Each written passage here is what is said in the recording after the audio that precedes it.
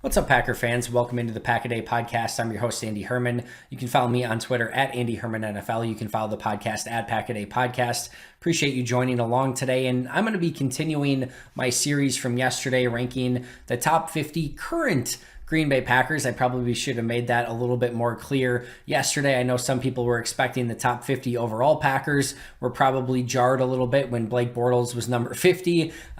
Certainly that would not be the case, but these are the top 50 current Green Bay Packers. I started yesterday, numbers 50 through 41, which if you missed it was Blake Bortles, then Jonathan Garvin, Vernon Scott, KB Anento, Kylan Hill, Dominique Daphne, Equinemius St. Brown, Shamar Jean-Charles, TJ Slayton, and then Ben Braden rounding out my top 10, 50 through 41 from yesterday. So today will be 40 through 31. Before I get there, wanted to go over Aaron Rodgers playing in the match really quickly. Aaron Rodgers and his team won.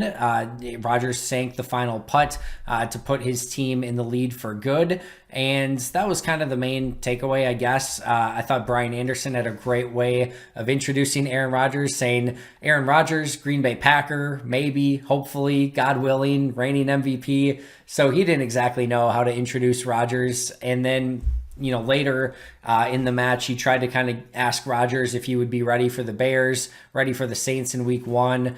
Rodgers basically just blew it off and said, we'll see. I don't know. Take out of it what you will. I'm not certainly reading too much into it one way or the other. I've seen people say it's good news, it's bad news. Who the heck knows? And I certainly wouldn't take too much out of what he mentions in that moment. But basically kind of just went back to, when he was talking to Kenny Mayne, he just tried to say, hey, I'm here to celebrate Kenny. Today he's just, I'm just having fun playing in the match, whatever. It'll all get resolved eventually. Just another day of the Aaron Rodgers saga where we don't know what's going to happen next. So, I guess Rodgers finally got the best of Tom Brady in something, again, winning in the golf match yesterday. So let's jump into the main topic today. That's Packers ranked number 40 through 31. Number 40 on my list kicking things off today is Will Redmond. And that may not feel totally right. Number 40 best, 40th best Green Bay Packer being Will Redmond. We so often get lost in this offense, defense only type game and forget the fact that, yes, special teams does in fact matter. And Will Redmond is one of the core special teams players on this team, has a major role when it comes to special teams. And frankly, based on that special teams alone is why he's this high on the list and why he has a great chance of making the roster this upcoming season. Now, beyond that, so far this offseason, Green Bay's put him on the field in nickel and dime situations at safety, moving Adrian Amos up in the box at times. So we could potentially see, if things continue, Will Redmond in some capacity on some of the core defensive situations, including some of those nickel and dime plays. A lot of time left to figure some of that stuff out, but as of right now, Will Redmond seems to have a role on defense and unequivocally has a role on special teams. So he comes in at number 40. Number 39, I think we all wish would be ranked higher, and that's Josh Jackson, former second-round pick. A lot of people excited about, myself included, when he was drafted. Great ball skills, came from a zone defense at the University of Iowa. I talked about this, I don't know, maybe it was a week, 2 weeks ago, but there's an important aspect of getting players off to a strong start when they make it in the NFL. You had Josh Jackson playing a primarily outside zone coverage, and he comes in and basically has to play nickel slot man coverage when he's in Green Bay to start things off. They try him outside. They try him at safety. They've used him on special teams. Just nothing's really clicked for Josh Jackson. Hopefully this can be the year in a new defense with Joe Barry and they can get the most out of him. But as we talked about a little bit with Equinemius St. Brown yesterday, this is a very make or break offseason for Josh Jackson. In a similar way is number 38 on my list, and that's Jace Sternberger, who has fought some injuries, has fought a variety of issues, hasn't been able to consistently stay on the field through his first 2 years, basically got passed by Robert Tonyan, and now finds himself in this odd spot where you've got Dominique Daphne, Josiah DeGuara, you've got Bobby Tonyan, Mercedes Lewis.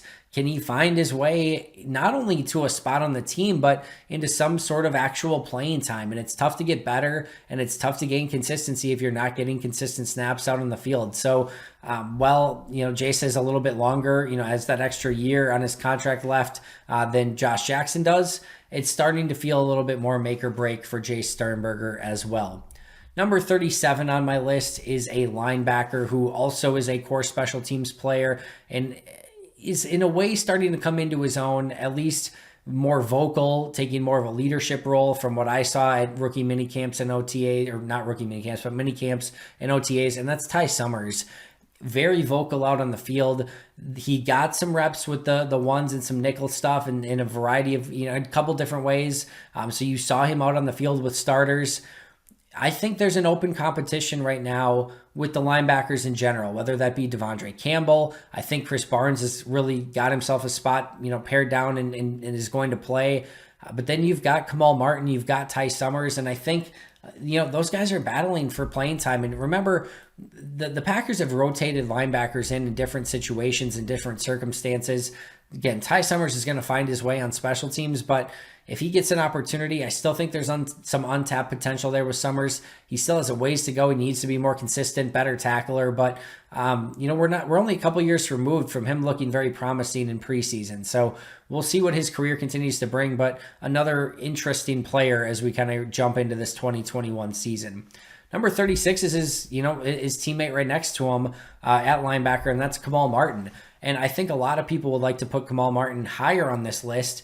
I just didn't see it last year. I saw a player who struggled to grasp everything that he needed to grasp at linebacker, played too fast, too aggressive, almost like a chicken with his head cut off. There are way too many plays where he explodes into the backfield with nobody there to tackle and the running back's in a different gap. There are missed assignments. There's a lot of that sort of stuff on tape with Kamal Martin this past season. Now, rookie, and again, don't want to use this as a crutch too much, but no rookie mini camps, no OTAs, no preseason, none of that stuff. And Kamal Martin had some injuries his prior year in college as well. So this was going to take some time with Kamal Martin, but he's just got to slow things down, take things a little bit more easy, and we'll see if he can maybe make a little bit more of an impact here in 2021. Next on my list is a player that I promise you is better than you think he is, and that's Tyler Lancaster. And listen, Tyler Lancaster has his limitations. There's only so much he can do out on a football field. He's never going to be a dynamic pass rusher. He's never going to be somebody who gets probably 5+ sacks in any given season. He is a pure rotational lunch pail defender along the defensive line who is just trying to eat some blocks, just trying to make a couple stops and tackles at the line of scrimmage and let kind of everyone else do their job. And there's value in that. And again, if you need him to rush the passer, if you need him to be a dynamic playmaker, that's never going to happen. But run stoppers and consistent overall players have value in this league. And I think, again, for Tyler Lancaster, if you're paying him much more than a veteran minimum or a minimum type of deal, maybe not the greatest deal in the world, but for a player who can kind of do what you need him to do on a vet minimum deal, you just need guys like Tyler Lancaster on your roster because you don't have unlimited resources and unlimited funding. And when you're the Packers and you're paying a lot of top end talent, a lot of top end money, you need guys like Tyler Lancaster who can just fill spots and fill their role. And again, as a run defender, I think Tyler Lancaster much better than people like to give him credit for. Number 34, and next up today on my list is Josiah DeGuara. And again, some projection needed for what Josiah DeGuara can become, but I think the hope is that he can be a little bit of that Kyle Juszczyk, H-back, fullback, but also maybe be used at tight end, also maybe used some in the slot. Tremendous versatility. We know Matt LaFleur loved him coming out and was so excited about getting him in the fold. I definitely think he's going to have a role on this team once healthy, and once he proves that he's got kind of everything down. But this will again be a player that we kind of need to figure out just how good he is this upcoming season. Hopefully, we get a full season of Josiah DeGuara, and we can start putting those puzzle pieces together a little bit. Number 33 on my list is Kingsley Keke. I still have hopes, for Kingsley Keke and what he's going to be able to do, both in the short term and the long term.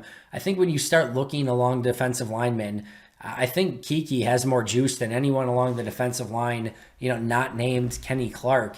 And I think there's still some opportunity there for Kingsley Kiki to improve and get better.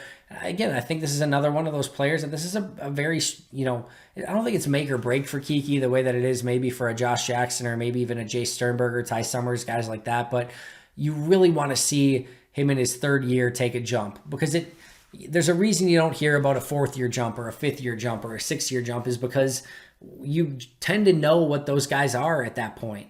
So this third-year jump for Kingsley Kiki is a very important one in his career, in his development, to see, can he be more than just a rotational guy? Can he be an impact player? Can he be a starter? I think those are the questions that Kiki has to answer, and I think we're going to start to really get those answers one way or the other this upcoming season. Next up on my list is one of the few newcomers to the team, and that's Devondre Campbell at number 32. Listen, go back and listen to the breakdown and the tape breakdown I did of Devondre Campbell.